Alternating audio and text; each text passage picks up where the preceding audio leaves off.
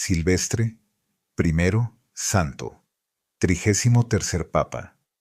San Silvestre, primero, Papa, que piadosamente rigió la Iglesia durante muchos años, periodo en el cual el emperador Constantino Augusto construyó basílicas venerables, y el Concilio de Nicea aclamó a Cristo como Hijo de Dios. En este día su cuerpo fue enterrado en Roma, en el cementerio de Priscila.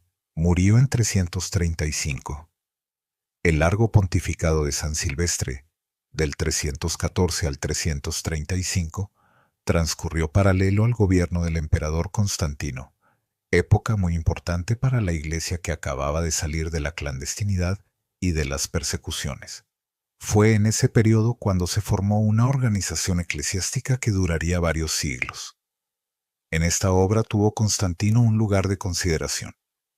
Este, efectivamente, era el heredero de la gran tradición romana imperial, y por eso se consideraba el legítimo representante de la divinidad. Nunca renunció a ostentar el título pagano de Pontifex Maximus y, por tanto, del Dios de los cristianos.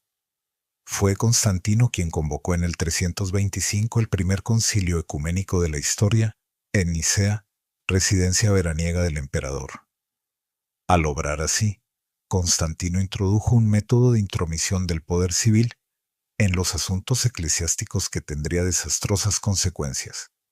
Pero por ahora las consecuencias fueron positivas, entre otras cosas por la buena armonía que reinaba entre el Papa Silvestre y Constantino.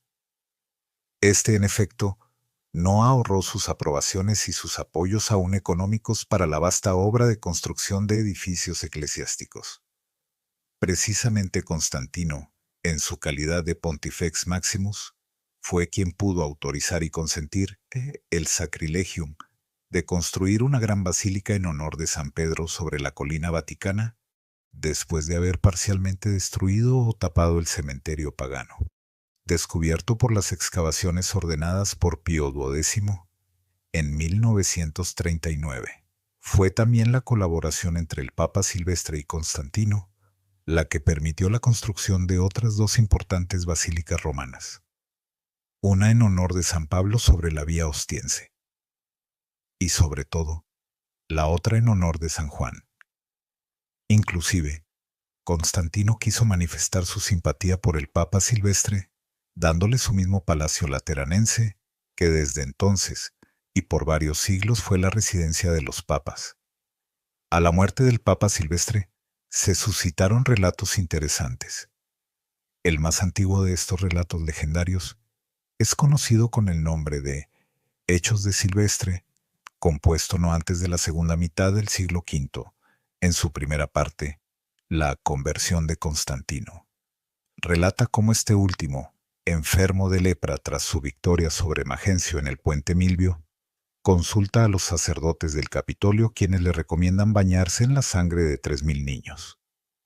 Ante las súplicas de las madres romanas, decide no realizar este ritual.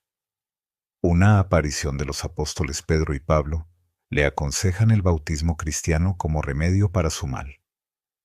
Entonces el emperador mandó a llamar a Silvestre, quien se había refugiado en el monte Soracte para escapar de la persecución, quien aceptó bautizarlo a condición de cerrar los templos paganos y liberar a los cristianos encarcelados. Esta historia, por un lado, enmienda el hecho incómodo, para el siglo V, del bautismo tardío de Constantino, agravado por haber sido realizado por un obispo semiarriano, Eusebio de Nicomedia, y a la vez exalta el papel del papado. La leyenda, tenida por histórica, alcanzó una gran popularidad en Occidente, pero también en Oriente, e inspiró ciertos detalles del Liber Pontificalis. La figura de Silvestre bautizando a Constantino se volvió legendaria hasta el punto de que, a principios del siglo VI, Gregorio de Tours hace un paralelo entre ese hecho y el bautismo de Clodoveo por el obispo Remigio, al cual presenta como un nuevo Silvestre.